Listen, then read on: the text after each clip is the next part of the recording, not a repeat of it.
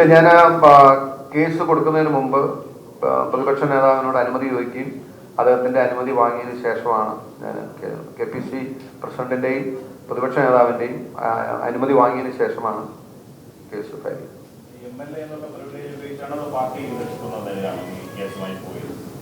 ഞാൻ ഒരു സിറ്റിസൺ എന്ന നിലയല്ലേ പോകും, ഒരു പൗരൻ എന്ന നില. കോടതിയിൽ MLA-ക്ക് പ്രത്യേക പ്രയോജനമൊന്നുമില്ലല്ലോ. പാർലമെന്റ് പാർട്ടി UDF-നകത്ത് ഉന്നയിച്ചു ഈ വിഷയം അനുവാദം വാങ്ങിയ പാർലമെന്റ് പാർട്ടി യോഗത്തിനകത്ത് ഉന്നയിക്കുകയോ അനുമതി നേടുകയോ ചെയ്തിട്ടുണ്ടോ? ഇല്ല, വിഷയം ഉന്നയിക്കുന്നതിന് മുമ്പ് പാർലമെന്ററി പാർട്ടിയിൽ ഇത് ചർച്ച വന്നിട്ടുണ്ടായിരുന്നില്ല.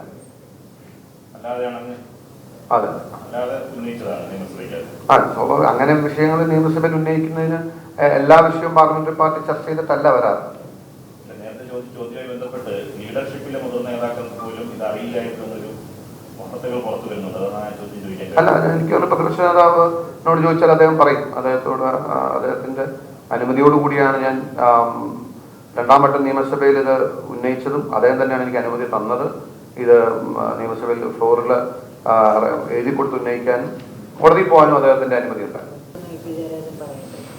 വീണ വിജയൻ എന്ന സ്ത്രീയോട് ഞാൻ അവരുടെ സ്ത്രീത്വം, അവരുടെ പേഴ്സണാലിറ്റി, അവരുടെ വ്യക്തിത്വം അഫക്റ്റ് ചെയ്യുന്ന ഒരു കാര്യം, ഒരു വാക്കോ ഒരു ഭാഷയോ എൻ്റെ ഭാഗത്തുനിന്ന് ഉണ്ടായിട്ടില്ല. എന്നും ഞാൻ അവരോട് റെസ്പെക്റ്റോടുകൂടി സംസാരിച്ചിട്ടുള്ളൂ. അവരൊരു സംരംഭകയാണ്.